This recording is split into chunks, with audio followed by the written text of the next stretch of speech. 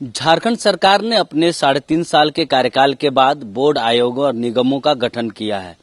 इन board आयोगों में कई आयोग और बोर्डों का गठन हुआ है, लेकिन सबसे जो चर्चित है इन दिनों वो है हिंदू न्यास बोर्ड का गठन।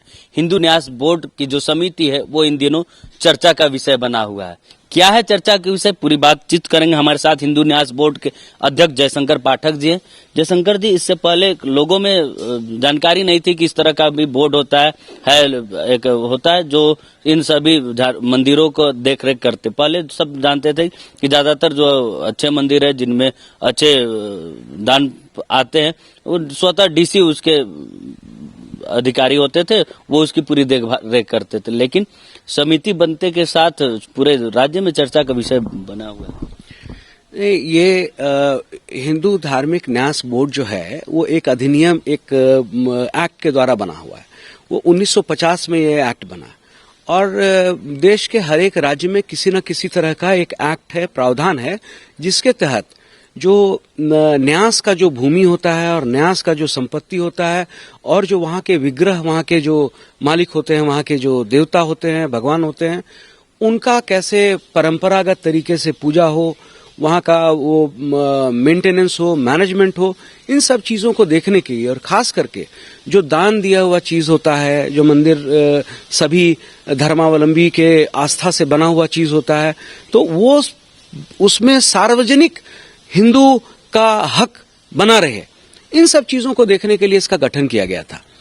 और यही है जो आपका किसी तरह का अगर विवाद हो किसी वहां पे मैनेजमेंट में, लोकल चलाने में, तो इसका विवाद का निपटारा भी इसी का जिम्मेवारी है। कौन वहां पे देख रेख करेगा, इसका अंतिम शब्द भी इसी बोर्ड का रिस्पॉन्सिबिलिटी है। खास करके मेरे हिसाब से ऐसा है कि ये पूरे हिंदू जनमानस का जो संपत्ति है, जो हर मंदिर, हर मठ और हर आश्रम पूरे जनमानस का है, वो पूरे जनमानस का बना रहे और किसी भी तरह का उसके जो धार्मिक भावना है उसमें ठेस नहीं पहुंचे। इन सब चीजों को देखने के लिए हिंदू धार्मिक न्यास बोर्ड का गठन किया गया और वो काम करना है। जयशंकर जी, बोर्ड ऐसे फैसले ले रहे हैं जिसको चुनौतियां हाईकोर्ट तक में भी जा रही हैं, इटखोरी, पहाड़ी मंदिर, तो इसको कैसे टैकल कीजिएगा? नहीं, देखिए, ये कानून के हिसाब से हमारा एक्ट है और एक्ट के प्रावधान के मुताबिक हम लोग काम कर रहे हैं। अब ये जो लोग जैसे जिसमें मुझे लगता है कि किसी न किसी तरह का अगर वो किसी को अपना पर्सनल एजेंडा है, किसी का वहां से हित है पर्सनल, तो उसको परेशानी होगा। हमें चाहिए अच्छा मैनेजमेंट हो। शंकर जी, लेकिन पुरानी समितियों से इतना बैर क्यों? क्योंकि जितनी भी पुरानी समितियां उसको भंग कर बोर्ड नई समिति बना रही है। पहाड़ी मंदिर की समिति को भंग की, नई समिति बनाई, पुरानी समिति हाईकोर्ट चली गई। इटखोरी मंदिर, भद्रकाली मंदिर में भी मामला है, हालांकि कोर्ट ने उस पर स्टे लगाया जाए, तो अब पहाड़ी मंदिर मामले पर भी स्टे लगाया जाएगा। नहीं, इसमें सवाल का आपका दो प्रारूप है। पहला में हम पहले जवाब देते हैं कि क्यों का कहानी नहीं है। बहुत सारे मंदिर हैं जिसका प्रबंधन चल रहा है और वो अनवरत चल रहा है, उसका लेखा जोखा भी आता है, हिसाब किताब भी आता है, ऑडिट रिपोर्ट भी आता है, ये सारा चीज आता है। वहां पे जो जांच होता है, ये सब चल रहा है। यहाँ पे 1000 से ऊपर मंदिर। कुछ मंदिर ऐसे हैं जिसमें वो लोग मैनेजमेंट वो कुंडली मार के बैठा है, वो सोचता है कि जो हम कर रहे हैं वही सही, उससे ऑडिट रिपोर्ट मांगा गया, उससे हिसाब किताब मांगा गया। और अभी से नहीं, हमारे बोर्ड गठन से नहीं, जब से झारखंड बना, बल्कि झारखंड बनने के पहले बिहार बोर्ड था, उसने भी उससे लेखा जोखा हिसाब किताब मांगता रहा। आज तक वो हिसाब किताब देने से आनाकानी करता है। तो अभी इस बोर्ड ने फैसला लिया कि नहीं, उसको जो नहीं अगर अपने प्रावधान के हिसाब से कर रहे हैं, ऑडिट रिपोर्ट देने में उनको क्या परेशानी है, क्या वहां से आमदनी हो रहा है और उसका क्या खर्च कर रहे हैं, उसका हिसाब देने में उनको क्या परेशानी है। और जो नहीं इसका कंप्लायंस करेगा उसको हम लोग भंग करेंगे और वहां पे नया बोर्ड का गठन करेंगे, जो वहां के मंदिर का पूरा आय का ब्यौरा पूरा खुलेपन के साथ वहां बोर्ड में लिख के, और कहीं संभव है तो उसको वेबसाइट बना के उसमें डाले। ये सब प्रावधान शुरू कर रहे हैं। और उसका जो आमदनी है, वो आमदनी आपको रखने और आपके लिए नहीं है, उसका एक सोशल यूटिलाइजेशन, सामाजिक उसका यूटिलाइजेशन होना चाहिए। तो इन तमाम चीजों का तो निश्चित रूप से, और ऊपर से एक और चीज कि वहां पे जो संपत्ति है, वहां का जो जमीन है, वहाँ का हर तरह का संपत्ति, उसका पूरा प्रॉपर देख रेख हो और वो हमारे बच्चों, उनके बच्चे और उनके आगे आने वाली पीढ़ियों के लिए वो बचा रहे। इन चीजों को हम लोग सुनिश्चित करने के लिए ये बोर्ड हर कदम उठाएगा। दूसरा सवाल का आपका पहलू था कि इसमें लोग कोर्ट में चैलेंज कर रहे हैं। कोर्ट में चैलेंज करेंगे, उनके लिए जगह है, वो चैलेंज करना चाहिए। यहाँ पे लीगल प्रावधान है कानून में, और लीगल प्रावधान के मुताबिक बोर्ड के पास भी है, तो बोर्ड भी हाई कोर्ट में रिप्रेजेंट करेगा। कहीं अगर उनको कोई उसमें सुनवाई उनके हिसाब से नहीं होता है, जजमेंट नहीं होता, तो अपील का व्यवस्था है, वो लोग अपील करेंगे। हमारे अनुरूप नहीं हुआ, हमारे एक्ट के अनुरूप नहीं हुआ, तो हम उसको अपील करेंगे। ये तमाम तो कॉन्स्टिट्यूशनल अधिकार है हर एक व्यक्ति को, हर एक संस्था को। तो इसलिए इस चीज के लिए हम लोग को कोई परेशानी नहीं है। हमारे मुताबिक, बोर्ड के मुताबिक, हम लोग अपने अधिकार क्षेत्र के अंदर काम कर रहे हैं, लॉ संवत काम कर रहे हैं। हम अपने अधिकार के रहते हुए और एक नीति और एक सिद्धांत और एक प्रारूप को देखते हुए हम लोग काम कर रहे हैं, और इसमें किसी भी तरह का वैमनस्यता नहीं है। जयशंकर जी, आपने कहा ऑडिट की बात की आपने। अभी देवघर और बासुकीनाथ जो देश भर में के श्रद्धालु वहां पर आते, उनके ऑडिट की रिपोर्ट आपने मांगी है, जिस पर भी पूरी राजनीति और बाकी चीजें हो रही है। तो देवघर मंदिर को लेकर जो ऑडिट रिपोर्ट मांगी गई, उसको लेकर क्या कुछ? देखिए, बाबा मंदिर यहाँ का नहीं, पूरे हिंदुस्तान में, पूरे देश में एक सबसे प्रसिद्ध मंदिर है, और करोड़ों लोग वहां के आस्था से जुड़े हुए हैं। बाबा बैद्यनाथ के आस्था में लोग ऐसे डूबे रहते हैं। अब आप देखिए, वहां पे कई तरह का चीज पहले से होता रहा। वहां पे 27 से 28 धर्मशाला एक समय में होता था, जहां कोई भी गरीब जाके रह सकता था, एक रात अपने परिवार के साथ गुजार सकता था, बाबा का पूजा भी करता पूरे परिवार के साथ, और एक दिन का बाहर निकलकर, और तमाम किसान हों या मजदूर हों, इस तरह के लोग हैं भक्त। जो मेन भक्त बाबा बैद्यनाथ के हैं वो आम जन है। आज वहां पे करीब करीब 7-8 धर्मशाला इस बीच में बिक के वहां पे होटल बन गए, और वो गरीब वहां पे अपने परिवार के साथ 2-2.5 हजार 3 हजार एक रात का दे के रहने के लिए संभव नहीं है। वो जाता है, बाबा का पूजा करता है, किसी तरह से वहां भागता है। रहने का अधिकार छिन गया वहां देवघर से, क्योंकि उसके लिए वहां धर्मशाला हट गया। तो ये तमाम चीज अभी जिसने भी वहां पे गैर कानूनी तरीके से वो धर्मशाला के जमीन को वहां पे बेचने का काम किया, हम लोग उसको कानून सम्मत तरीके से वापस लेने का काम करेंगे। जो धर्मशाला वहां जीर्ण शीर्ण अवस्था में टूट गया है और वो बन नहीं रहा है, पुराने संस्था उसको बनाने में सक्षम नहीं है, न्यास बोर्ड उसको अपने अधिकार में लेगा। और ऐसे हम लोगों ने 5 नए धर्मशाला का चिन्हित किया है, जो नया से वहां करीब करीब 1000 कमरे बनेंगे, जहां पे गरीब लोग जाके अपना सम्मान के साथ बाबा का पूजा करके वहां पे रुक सके। ऐसा मिनिमम 50 रुपया 100 रुपया कुछ मेंटेनेंस चार्ज लेके वहां पे रखेगा। हर आदमी, हर आमजन उसमें रुक सकेगा। इस तरह का प्रावधान है। ये तो हो गया हम लोग दूसरा बात की।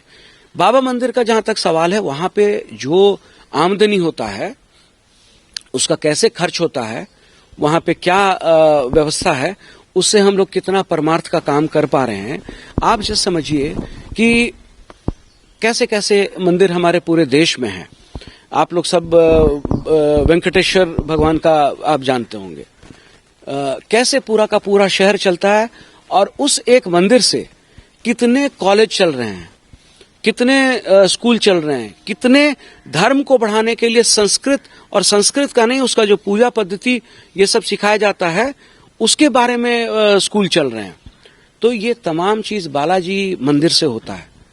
उसके अलावे हर मंदिर, अब जितना का उदाहरण ले लीजिए, वहां के मंदिर से परमार्थ का काम, धर्म के विस्तार का काम, धर्म के रक्षा का काम, इन तमाम चीजों का काम वहां से होता है।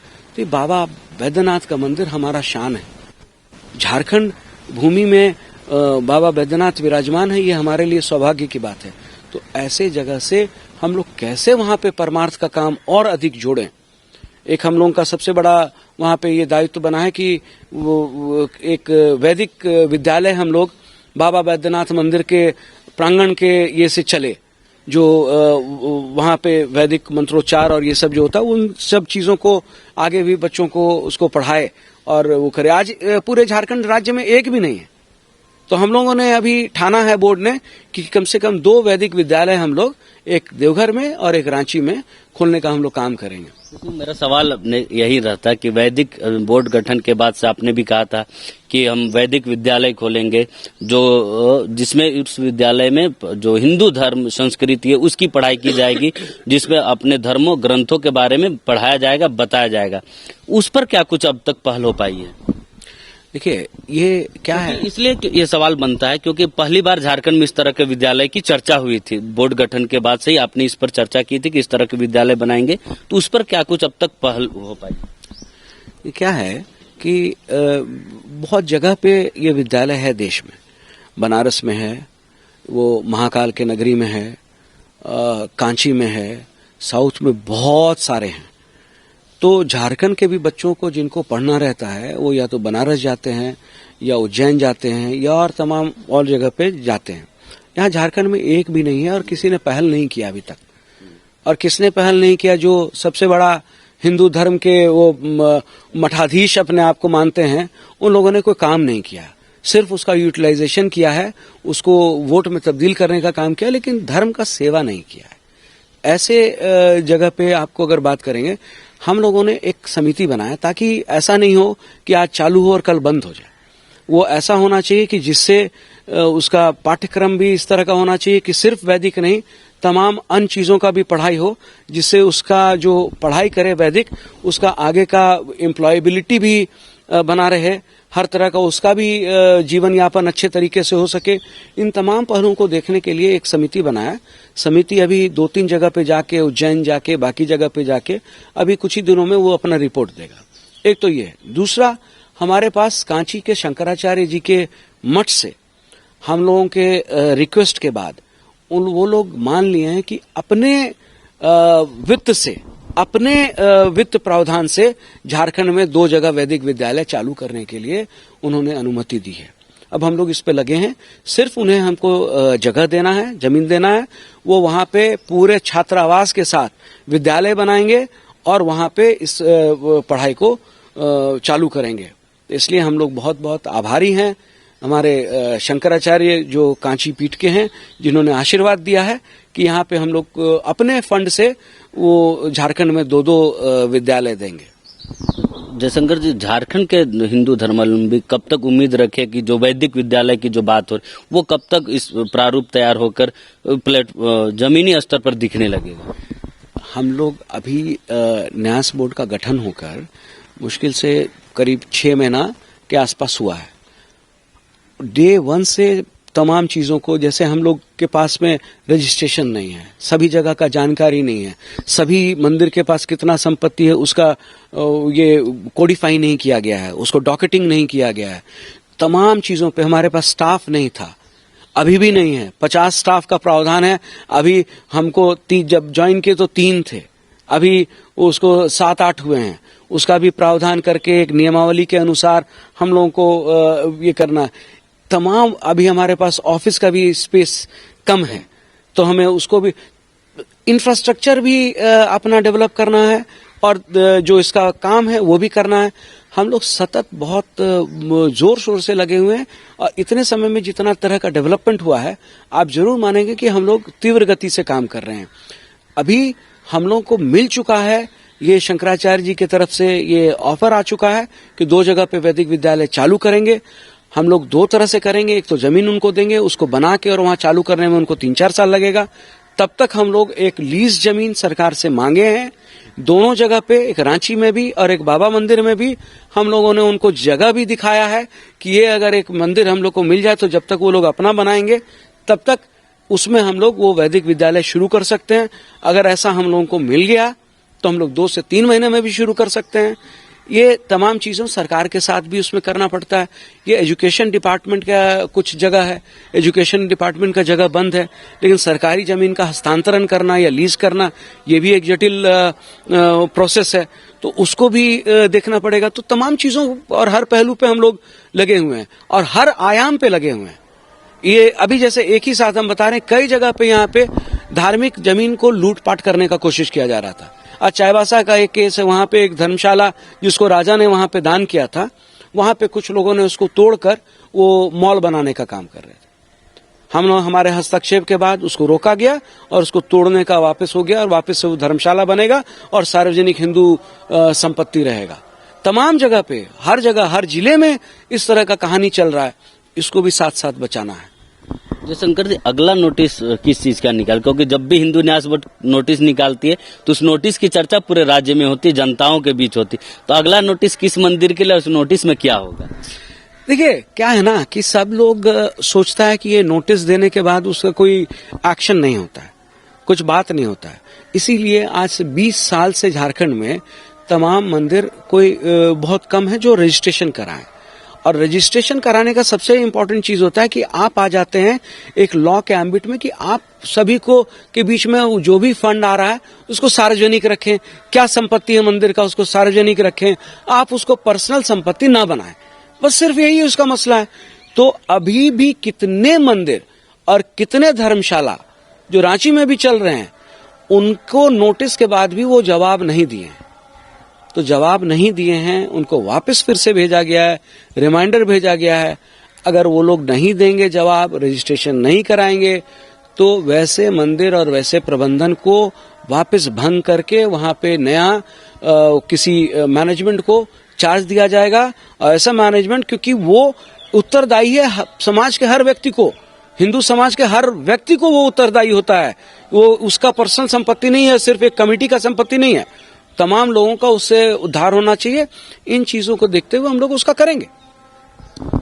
तो आने वाले दिनों में ऐसे जो मंदिर है राज्य के जिनका निबंधन हिंदू न्यास बोर्ड के अंतर्गत नहीं हुआ है, उन मंदिरों को लगातार नोटिस दिया जा रहा है। नोटिस के बाद भी जो मंदिर, जो समितियां जवाब नहीं दे रही, उनको भंग कर नई समिति बनाने की भी बात कही जा रही है। बहरहाल राज्य सरकार को भी अंदेशा नहीं रहा होगा, हिंदू न्यास बोर्ड के गठन के बाद इतनी तेजी से काम होगा और सुर्खियां बटोरेगी। बहरहाल जो काम हिंदू न्यास बोर्ड ने अभी अपनी बातें टीवी 45 के साथ की हैं, धरातल पर उतरे और राज्य की जनता को और हिंदू जो धर्मावलंबी है उनको लाभ मिले। हिंदू जो मंदिरों पे जो दान हो रहे हैं उनका एक आय व्यय का ब्यौरा भी राज्य की जनता के सामने रखी जाए। सहयोगी पिंटू के साथ चित्रंजन कुमार, टीवी 45 रांची।